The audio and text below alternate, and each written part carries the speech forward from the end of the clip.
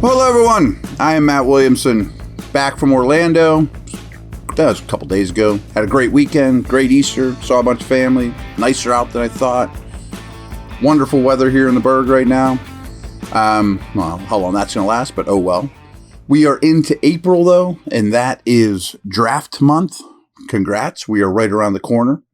And once a week between now and the draft, I am going to do a live mock. This is on Pro Football Focus. And you guys have seemed to really enjoy it. It's, brews up a lot of debate and conversation on the YouTube page and all that good stuff. I'm at Williamson NFL on YouTube, and we've been interacting back and forth, got that all figured out. And the Steelers are on the clock here at 20. I hit draft, or I hit start draft. The guys off the board, I'll buzz through them. All the ones you'd expect, of course. Some Fawaga, though, goes 6 overall to the Giants. I don't think he's going to be there for the Steelers. Dallas Turner's gone. Brock Bowers. Alt, of course. McCarthy, of course. Mitchell. Fashanu. Verse. Latham. Fatanu. DeJean. Newton. And then Arnold. So a lot of targets are off the board. And nobody's offering us a trade, which is rare in this. Usually somebody will come up for somebody. Best available are Latu, but it looks like we have to stick and pick. Murphy, Nate Wiggins, Amarius Mims, that's probably my favorite name so far. Kool-Aid McKinstry, Powers Johnson, Graham Barton, I'm really warming up to him as well. Brian Thomas Jr. is very appealing to me as well. I'm going to take Mims, though. I've told you guys many times, I want to take a tackle at this spot. And hopefully there's some other spots that get filled up with veterans to make this a little more palatable. But on, early April, I'm taking Mims there at 20. I would much rather have gotten to like 23 to take him. But boom, that is the pick at 20. And we are back on the clock. There are some trade offers, but these are the guys available. Kawami Lassiter of Georgia, I think would be a really good fit here as a slot/outside dude. Good playing temperament for the Steelers. He's certainly in consideration for me. I think they bring him in for a visit, but Michael Penix Jr. is available. I don't think I'm going to go that route, but I think they like him, and I understand why. Jermaine Burton is a receiver I like quite a bit. Rook Ororo is interesting to me. We already took a tackle, but the tackle from Yale is available. Polk from Washington still available. Christian Haynes is a good player, probably not the needs we're looking for. Devontae Walker has some interest from me for sure. Javon Baker's a guy I like from Central Florida. We could probably get him later. Lassiter kind of sticks out here, though. Although a receiver in this spot would certainly be nice. There doesn't look like there's a center that's going to jump out at me at this point. They all went. Where could we trade? Could we move down just a little? Yeah, the Eagles are on the phone. We're at 51. They're at 53. So let's at least explore that. I'll give you 51. You give me 53. And I want 120 on top of that for fun. And I am going to try to turn your 7th from last year into a 6th from next year. Move up a whole round. Offer trade. Trade accepted. Resume draft. Good. Okay. Now, they took Lassiter, which I don't love, to be very honest with you. And Isaac from Penn State went off the board there too. Now, Penix is still available. I'm not going to go down that road. Now, this is something I hesitate to bring up, but I don't know because I don't know the details. But I've just heard rumblings that there are some sort of off-the-field concerns with Jermaine Burton, the wide receiver from Bama. Might not be founded. I really don't know. So I'm just going to judge the player. And again, I can't speak for his character. But I think he's a really good player at this stage of the game, and I have no problem whatsoever taking him at 53. So the pick there is Burton. Folks, BetOnline continues to be your number one source for all your basketball wagering needs, including pro and college hoops throughout the year. With up-to-the-minute odds, stats, and trends, you can follow your favorite team's path to the playoffs with in-game live betting, contests, and all the best player props. Experience the world's best wagering platform anytime from your desktop or your mobile devices. Head to BetOnline today to become part of the team, and remember to use promo code BELIEVE, BLEAV, for your 50% welcome bonus on your first deposit. It's a heck of a deal. BetOnline, the game starts here.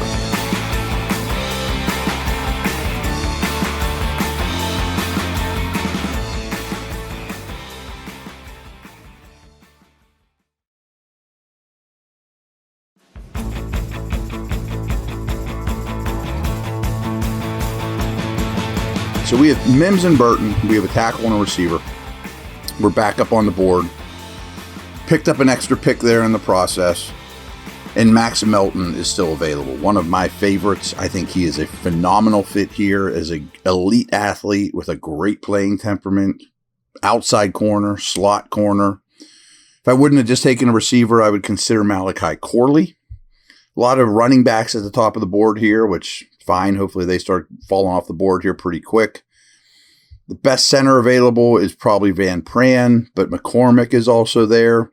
It's a possibility for me. There are a couple other slot corners, but to me, none of them really compare to my man Melton from Rutgers. That's an easy pick for me. You get Melton at 84, great. Boom, done. I'm very happy about that.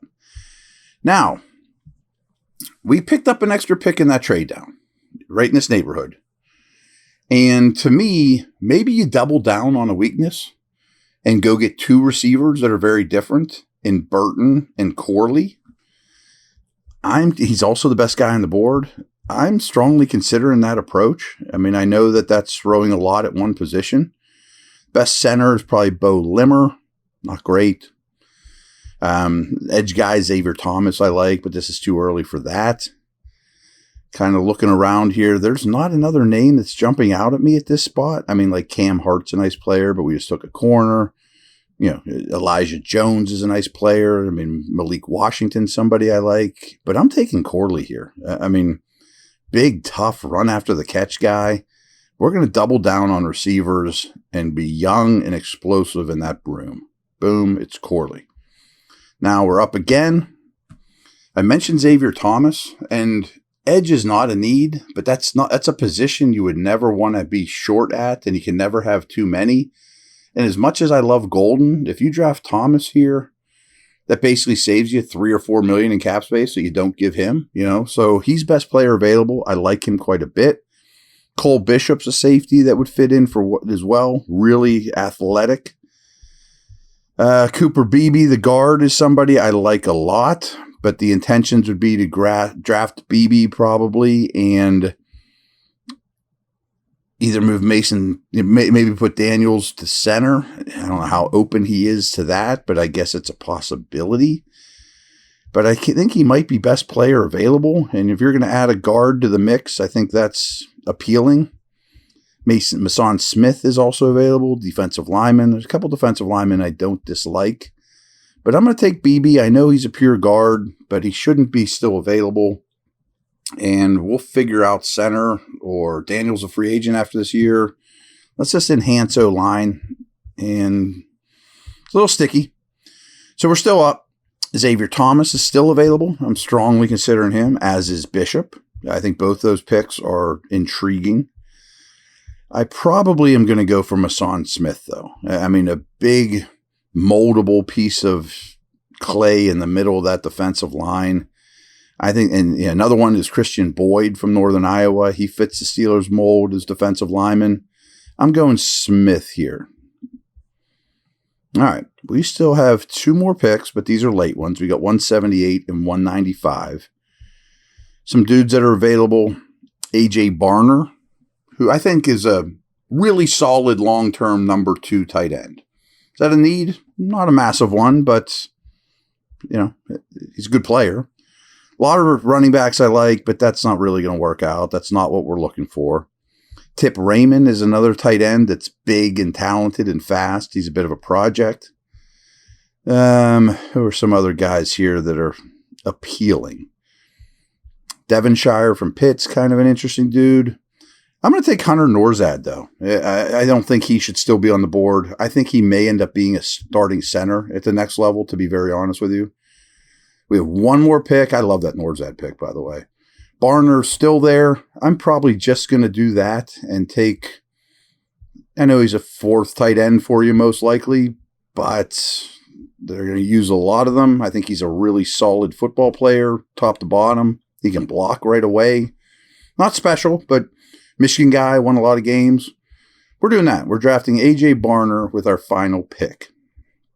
Now, they're grading our draft. Frankly, I don't care. But boy, we got a lot of A's. I got a D on Mason Smith, but whatever. We ended up with, on offense, on the offensive line, we added Mims, we added BB, and we added Norzad. So we took a center, a guard, and a tackle, and just let the chips fall where they may. And 2 receivers, Burton and Corley. That psychs me up. I like that. I mean, just attacking those 2 positions, 5 combined offensive linemen and receivers. Throw an A.J. Barner in there at the bottom of your draft. Depth, great. And then on defensive lineman was Mason Smith and Max Melton. Those are the only guys we added on defense. I think Melton is a really, really good pick. We also took a 7th-round pick and turned it into a 6th-round pick next year. I like this draft. Yeah. Mims, Burton, Melton, Corley, Beebe, Smith, Mason Smith, Norzad, Barner. Not bad, but I mean, really heavy offensive draft. I mean, I thought it'd be a little more balanced than this. 3 linemen, 2 wide receivers. I mean, that's going after a problem with some vigor and hopefully getting a lot better at both spots before long. All right, everyone. Thanks. This was fun. Take care.